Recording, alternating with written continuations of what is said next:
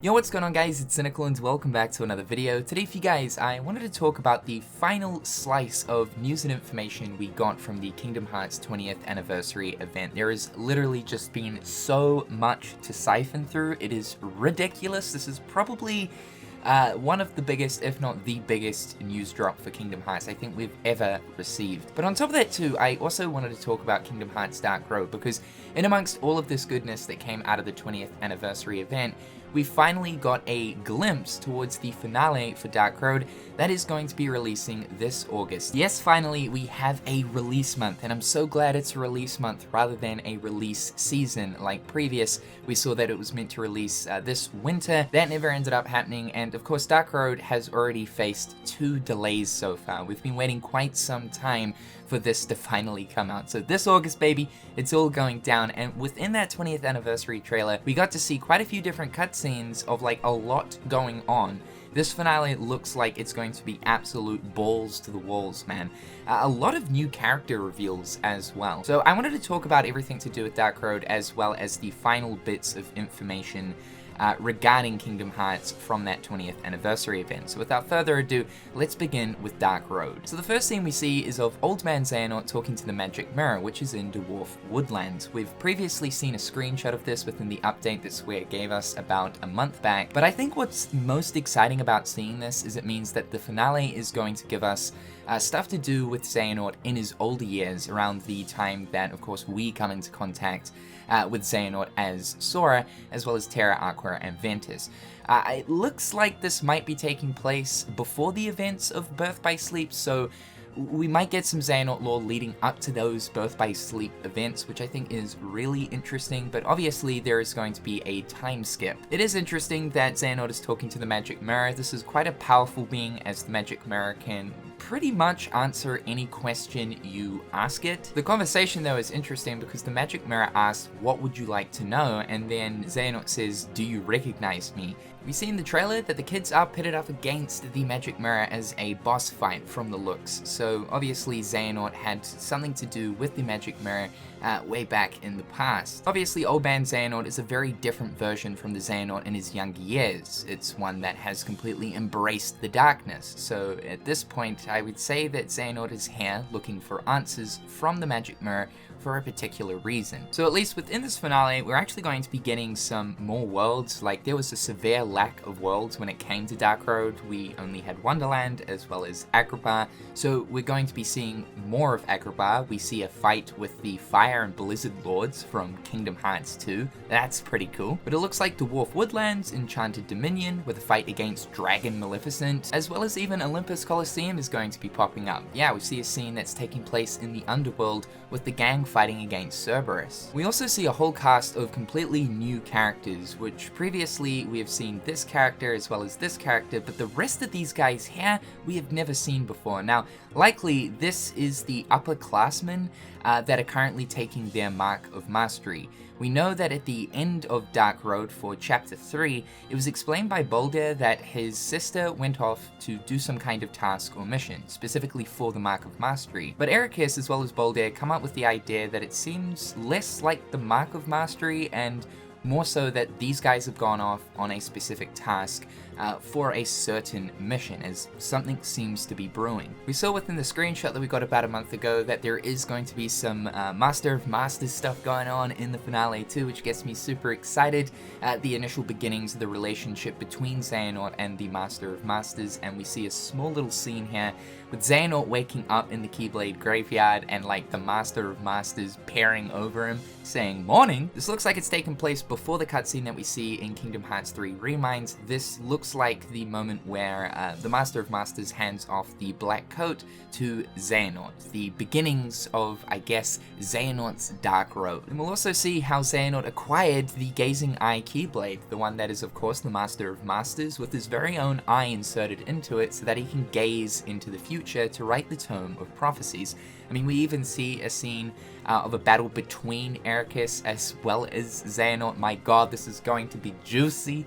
And at this point, Xehanort already has the Gazing Eye Keyblade. So very excited to see the beginnings of Xehanort acquiring this Keyblade, and I guess the responsibility and stuff that comes along with it. This is obviously the turning point in Xehanort's character, where he starts to truly embrace the darkness. It also looks like specifically this new character is going to play some type of an important role. There is a conversation here between Odin and him, and they're talking about how this guy must study the darkness and its nature. In this moment, he's asking Odin about Kingdom Hearts, and Odin responds that it is forbidden. It makes me think that the masters of Scala during this time really despised the idea of any of the classmates learning about Kingdom Hearts, as that could inevitably lead to another Keyblade War in order to summon it. And of course, the power that would come along with acquiring the power of Kingdom Hearts would just be absolutely immense. This is something that Xehanort went out to seek for himself,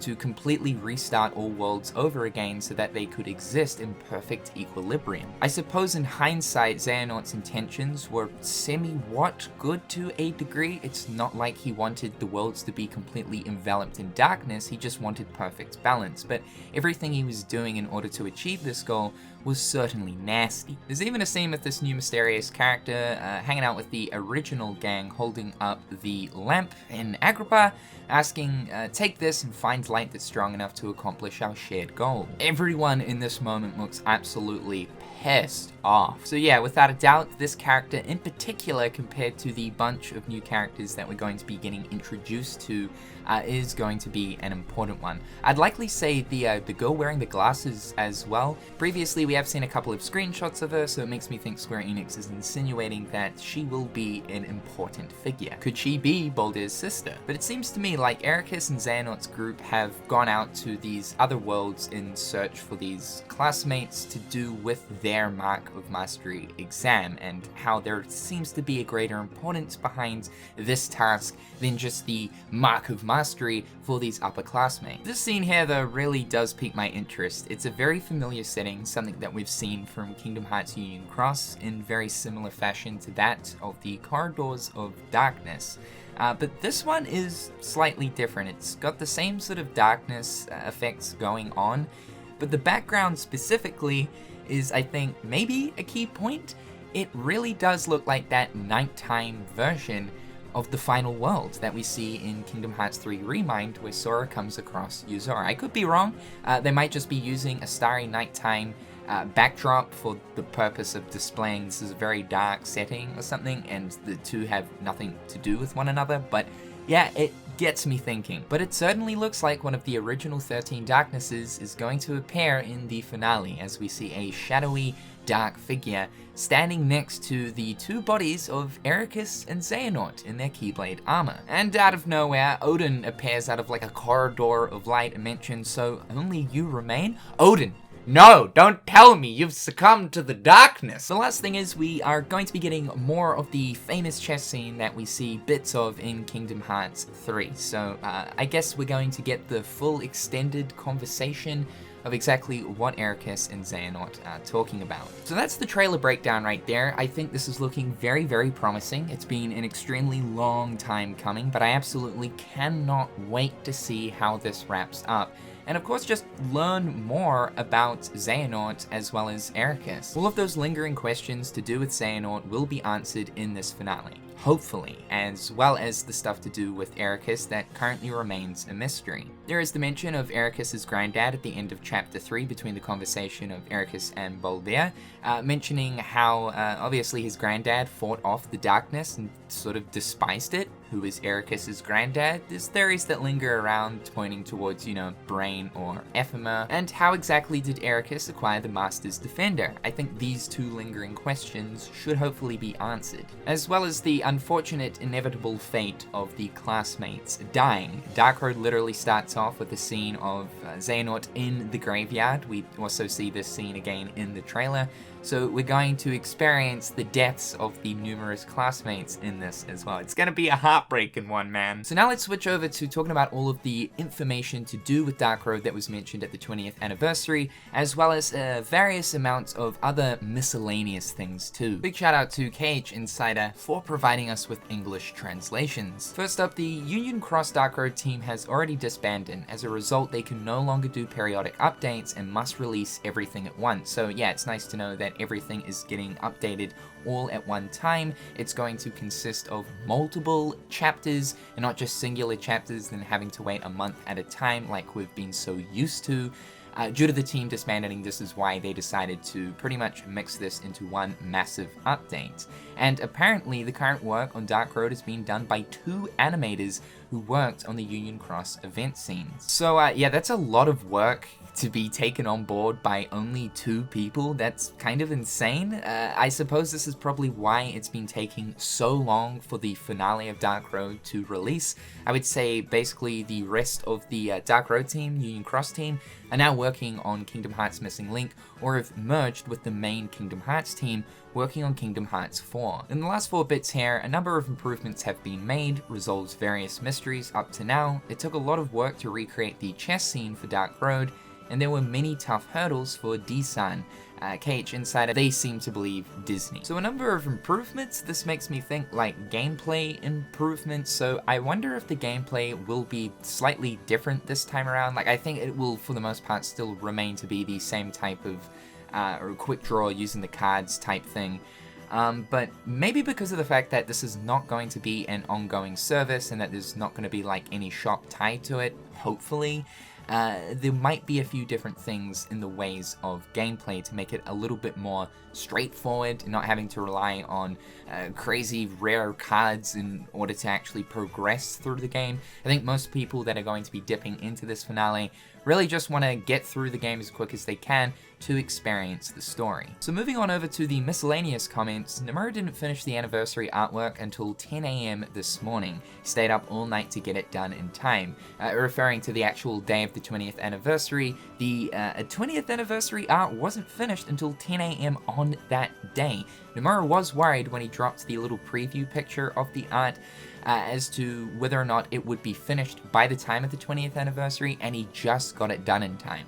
Kudos to you, Nomura. Asked Hazama to help him buy some shampoo, but he didn't make it in time before the event started, so here we are.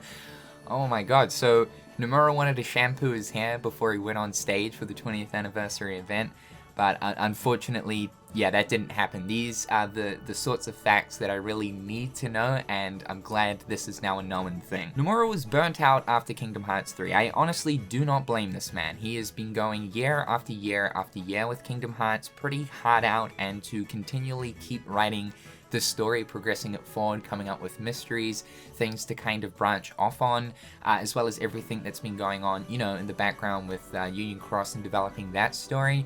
This man really must be at wit's end, but I suppose now that some time has passed, about 3 years, there's a little bit of gas in the tank. Honestly though, dude, if you look at the time between Kingdom Hearts 3 to now and everything we've received in between that time, it's honestly quite insane. Kingdom Hearts on PC, everything to do with Dark Road as well as Union Cross, the finale of Union Cross. We have Sora for Smash. The team is now hard at work developing Kingdom Hearts 4 as well as Missing Link and wrapping up Dark Road. Like, yeah, the Kingdom Hearts teams do not stop. To be honest, I feel kind of bad because it makes me almost think that whenever Nomura takes a split-second break away from Kingdom Hearts, he instantly gets this feeling of guilt. Like mentioning the whole hiatus thing, but then within that year of the hiatus, we were treated beautifully. I really do feel like sometimes Nomura needs that reminder that it's okay to slow down and it's okay to detach for a while. He realizes that he's really been recognized in these 20 years. Back when the first game released, he wasn't very well known.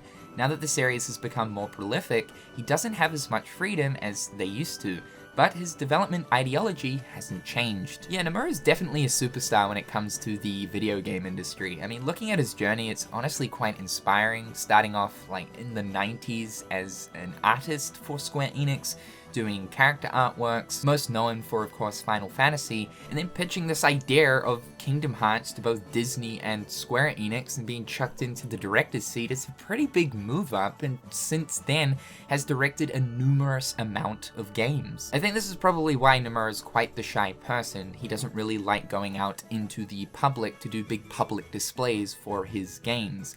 Most likely because he was so used to being behind the scenes doing stuff like the artwork, and was quickly chucked into that director's seat. A real change of pace for sure. Kingdom Hearts 3 has sold a record high of 6.7 million units as of September 2021. yeah, this really does bring tears to my eyes, dude. It's crazy to see that Kingdom Hearts is now a flagship IP for Square Enix. It's one of their household names. Kingdom Hearts 3 was undeniably going to sell the most out of the series, and I think the same will end up happening for each new major Kingdom Hearts installment that ends up releasing, at least for the mainline titles. So for the likes of Kingdom Hearts 4, it will probably knock this figure out of the park. Kingdom Hearts is certainly becoming mainstream. It is something that is very odd to see, as some time ago it was considered a niche game. Nomura reminisces about his school days when he lived only 5 minutes away from the ocean. He's inserted some of his own life experiences into the games, such as spending time eating ice cream with friends. So this is probably why we see the strong theme of friendship throughout Kingdom Hearts, as it's something that is quite important to Nomura as well as his childhood, especially when looking towards eating ice cream with his friends. That's something that we see a lot of in Kingdom Hearts, specifically within days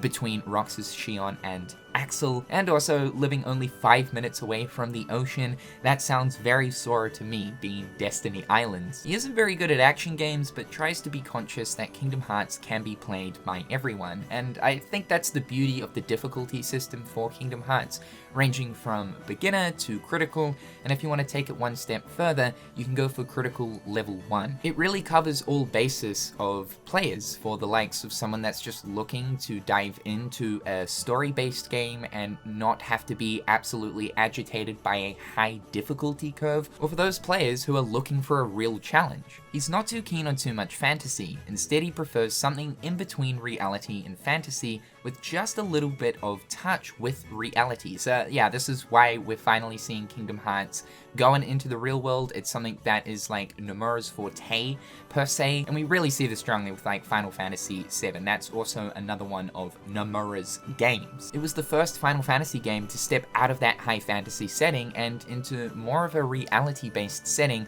with fantasy elements intertwined. Nomura wants to convey two key points in Kingdom Hearts: that our hearts are connected and anyone can be the hero. Oh, that is sweet, man. That's really sweet. Sora may be gone, but his heart is still connected to others. Yeah, I feel like this is a like hint of sorts, and whether or not it has anything to do with possible mechanics in Kingdom Hearts 4, I'm unsure, but the idea of being able to call upon the powers and abilities of those who are connected to Sora's heart in similar fashion to links, D-links, or summons, I think we might see something similar in Kingdom Hearts 4. First started work on Kingdom Hearts in 1997. So yeah, that makes sense. Kingdom Hearts was released in 2002, and obviously there were a lot of hurdles that Square had to go through in order to bring this to fruition.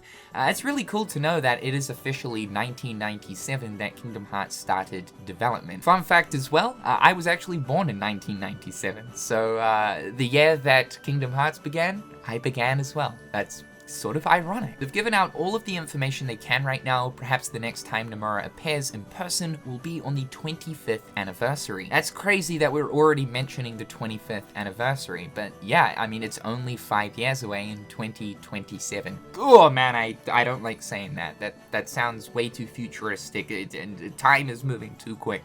Oh, fingers crossed though that we will have Kingdom Hearts 4 before that 25th anniversary rolls around. And the final one, regarding super bosses, Hazama mentioned Sephiroth was terrible. I could barely even hear the One-Winged Angel playing in the background as Sora floated around in the air. Nomura, isn't it hilarious though, to be so thoroughly beaten out of nowhere? I can't defeat them myself, but it's fun to see someone else losing like that. Oh my god. Oh, oh my god, dude. Nomura's just like, yeah, I mean, look, I'm gonna admit it. I can't defeat these super bosses that we insert into the game, but the purpose behind it is so that I can sit there on the couch and laugh furiously at everyone getting their asses slapped, beaten, and absolutely pulverized. Nomura, you absolute madman. So guys, that is it. That is the last of the Kingdom Hearts 20th anniversary information. What a complete news blowout. It has been absolutely insane, and I have to say, this has probably been some of the busiest couple of weeks that this channel has ever faced. So I want to say thank you guys so much for the continued support here on the channel. It blows my mind. It really honestly does. And in general, just the reception towards the return this year. It's been absolutely incredible. Thank you guys so much. I appreciate you. We've got a lot to look forward to for the future of Kingdom Hearts. I absolutely cannot wait to take this journey for a second time around. Think of it as like season 2 of the whole YouTube thing here. We've got Dark Road as well as the Missing Link beta to look forward to this year, as well as hopefully a little slice of Kingdom Hearts 4, maybe looking towards the month of December. However guys, that's going to do it for today. As always, it's highly appreciated if you can slap the life force out of that like button. It does help me out a lot. With all that being said though guys, I'm Cynical. Hopefully you're having a damn good one, and I'll catch you guys real soon. Peace.